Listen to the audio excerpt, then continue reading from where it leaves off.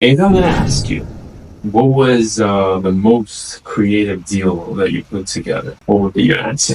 I found them a property that was really good for them, but they didn't bid high enough and they lost it. Happy that they lost it. They came back and offered more, but it was too late because someone else Yeah. signed the contract. And they lost it. And they said, well, Ruth, we go find the buyer because maybe they'll flip it to us. And within 48 hours, doing my networking, it was like a needle in a haystack. I actually found the buyer, and my client was able to come into that deal and provide 90% of the equity. When I grow up, I want to be like Ruth.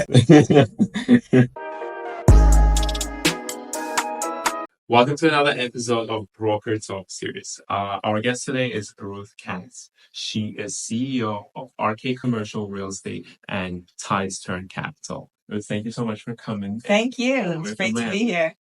We have some questions for you. We don't have to go in a sequence. If you want to talk about something else, feel free to do that. I'm all yours. Thank you so much for coming. So let's start. What was the most challenging real estate transaction throughout your career, but the one that you remember with a smile on your face? Well, I was very fortunate to have an opportunity to sell a hotel for a public REIT. And typically they don't work with like off-market brokers, but the relationship that we had with them was so strong and they knew that we can hit their target price and it worked out well. And it's very prestigious to sell a hotel for a public REIT. Do you mind telling us the name of the hotel?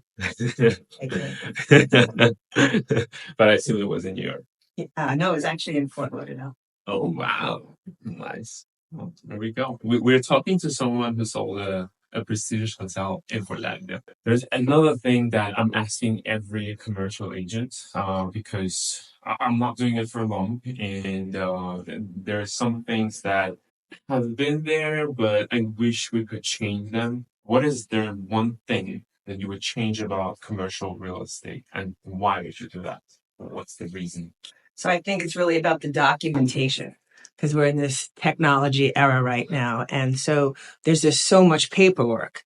And, luckily we're now working with AI, and I'm actually working with some real estate tech companies, people that I personally know that have developed programs to handle the paperwork of aggregating it all into one place.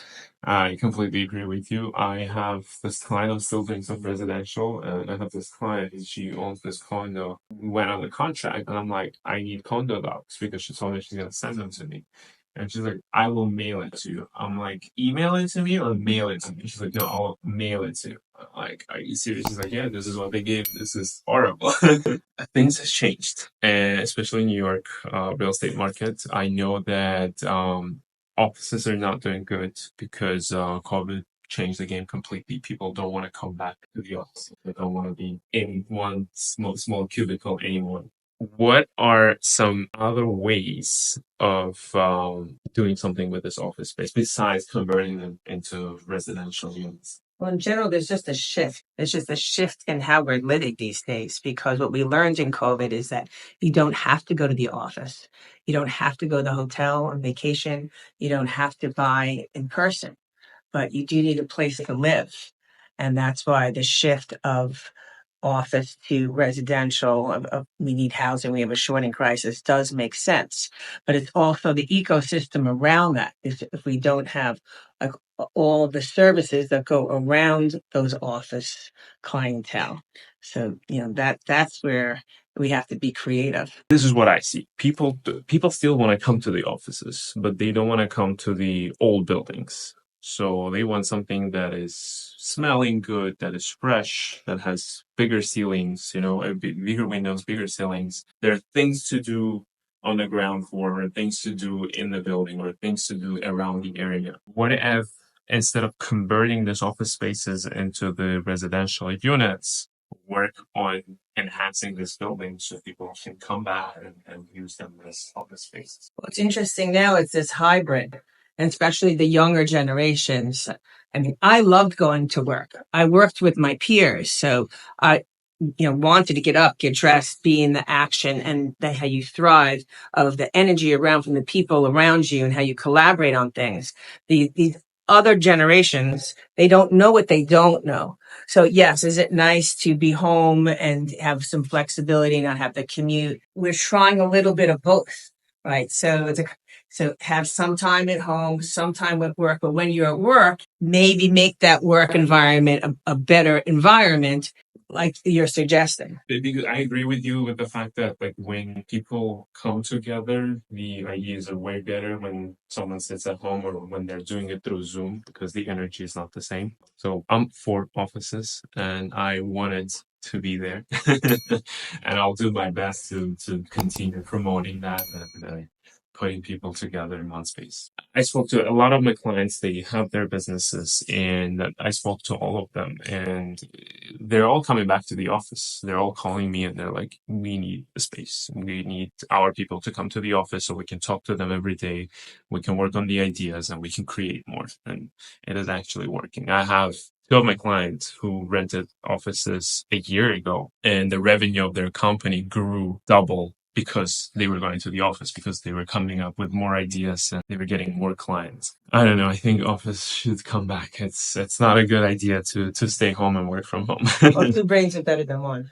Yeah, exactly. See, what are the other sectors in commercial real estate that look promising right now? Well, residential, because we have the housing shortage. And then also medical. I see Medical's that. recession proof. Storage, with all that's going on with, Yeah, delivery. yeah, online stores and all that stuff. And life sciences. And what do you think about like I'm noticing more and more, and I'm actually meeting a lot of people who are like in biotech industry, and that's another strain that is getting developed right now. I'm not talking about AI, I'm talking about biotech.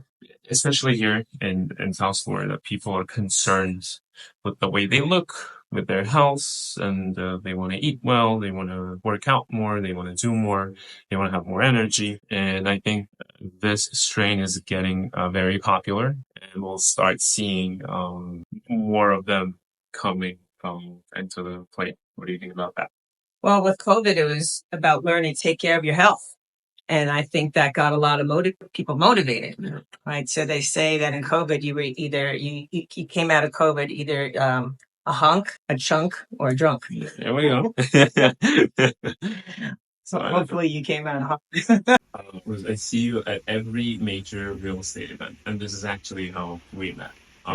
What are some other ways to network and meet people? Well, I think it's great to be at the events. I think it's very important to constantly meet your clients, meet new clients, hear what's going on. I mean, I'm following all the different events, whether it be online on a Zoom. It's part of the business. Real estate is marketing. It's And networking. and marketing, yeah, I agree with you.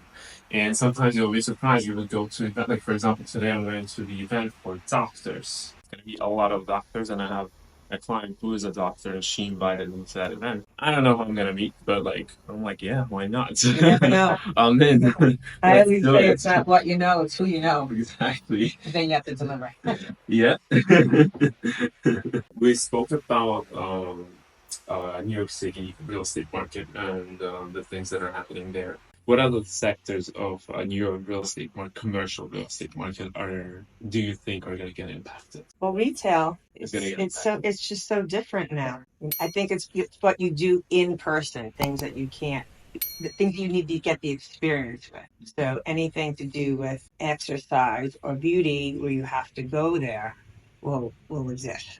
Mhm. But so many things you could just get online. It's just as easy. Do you have any suggestion on what these landlords can do with their retail spaces at the moment they don't have the tenants? I guess it's gearing towards food, beauty, fitness, health, medical. I did a research a year ago about CVS and Walgreens. So they normally lease huge spaces. On average, it's like 14,000 square foot of space. And they had a competitor, which is big, and that competitor is growing very fast. And that competitor also added prescription-based part to his store or their store. So I'm not gonna say who is that. And by my calculations, it's gonna take another 3 to 4 years when we'll start seeing a less CVS's and less Walgreens in the cities. And I was thinking like, what can we do with the spaces for these landlords? How we can help them out? And the only thing that came to my mind to this big space is food store. Like, that's the only way. There's no other way, unless you have a single standing building, and you're willing to spend more money, divide it into small sections, and lease them out with smaller tenants. Right, that's an option as well. The same with the office. We can figure in. Yeah. The building is a perfect example. The ground floor will be redone and will be leased as a retail. It's going to be stores, and second, we're going to keep it as an office space. Right. Trying to keep it medical. What was the most creative deal that you put together? What would be your answer? Well, I could say the most lucky deal I had a very large 1031 that had to spend the money. And I found them a property that was really good for them, but they didn't bid high enough and they lost it. And then they felt they weren't happy that they lost it. They came back and offered more, but it was too late because someone else signed the contract. They lost it and they said, well, Ruth, we go find the buyer, but maybe they'll flip it to us. And within 48 hours, doing my networking, it was like a needle in a haystack. I actually found the buyer, and my client was able to come into that deal and provide 90% of the equity and do that 1031. When I grow up, I want to be like Ruth. Sometimes you just have to be lucky. Yeah. I think this will be your favorite question. We see that you're very busy. You're all over the place. You're between New York, you're between Miami, you have kids, and you're author of the book. How do you maintain work and life balance? Well, people always say, Ruth, I love your hustle or admire your hustle. And I have that because I have so much energy. And I have energy because I'm healthy, because I eat really well and I fuel my body with food. And that's what I did with my children. I'm a single mom, and health is wealth. And with my experience of what I've been through learning about my health, and I translate that into my children who are now in college. But I wrote a book. It's called I Hungry, and it's the secrets to making food healthy and fun for parents and children. And I really do believe when you feel good and you have this energy that you can accomplish a lot. My mind is clear. I love what I do, and that's another part of it. The book is on Amazon, so don't forget to watch this video and then go on Amazon and order this book. I Hungry. There's another question that I ask everyone. What motivates Ruth every day? And what is Ruth's why? I love business. I love the action. I love putting deals together. I love being creative and making a change. When you put people together and you know that you're responsible for it, and they all say, Ruth, thank you so much for this introduction. And it's like my karma. We always joke around that all roads lead to Ruth. I like that. I like that joke. What inspired you to pursue a commercial real estate career? I think I just fell into commercial real estate. Sometimes in life we just don't really have a plan, but it just kind of worked out. I am from a real estate family, and my father is in commercial financing, and through the contacts that he knew and the people that I met along the way, it kind of just transitioned. I was in residential when I was younger, and I was in commercial residential financing, and then commercial financing, commercial sales, and now I'm actually back to commercial financing as well, because the banks have pulled back and a lot of my clients are lending their money, and I work with a lot of family offices. I have my own family office, and I help other family offices and owner-operators with their off-market transactions. If someone needs money to finance their commercial deal, you know who to call. What advice would you give to a younger Ruth when she was just starting her commercial real estate? My dad always makes fun of me that I go for the home runs, and I don't go for the singles. It's okay to do the singles and then once in a while get a home run, because I definitely take the hard route and go the uphill battle, and it's tough. And my dad always says I'm swimming with the sharks. I feel you because I have the same feeling, and sometimes like it normally happens in the 20th of the month when I sit down to pay my bills and my credit cards, and I'm like, oh wow, I need something now. I'm always going for something big, but the big is not getting like it's not you're not getting paid like for another 3 to 6 months maybe, so like you need something now.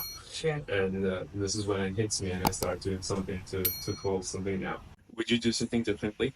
I do everything differently, but you can't go backwards. So where I'm at, I know that I'm on a trajectory of all the years I put in, all the hard work that I've put in, and all the people that I know at some point it's going to really click. And I have a feeling this year 24 is going to be the year. I have the same feeling about 2025. They stay alive to 25. Yeah. But let's see. I'll be happy to see that, and I'll be happy to celebrate you with all your successes. Thank you. Is there something that you want to ask me? I admire that you're a young person and that your drive coming here from another country and what you feel like you're going to accomplish in the next couple of years. Well, I just believe that this country is a true country of opportunities, and the more I live here, the more I understand that like the reason why many companies get successful here, not in any other country in the world, is because there's so many nationalities living in this country. So whatever you're gonna come up with, whatever idea you're gonna come up with, there will always be someone who will support you and support your idea. And you will be successful. I love the American dream. Okay, there we go. So like, I don't think anyone can argue with that. And a lot of people, when they just move here, they don't understand that American dream idea. But then like you gotta live a little bit, and you will understand what that really means. And then another thing is that with legal credit, like we don't have to make money. Like, where I'm from, you cannot go to the bank and get a credit card with $100,000 limit to your name. You make money and you spend the money that you make. There's no way you can borrow money, spend that money, and then slowly pay it back.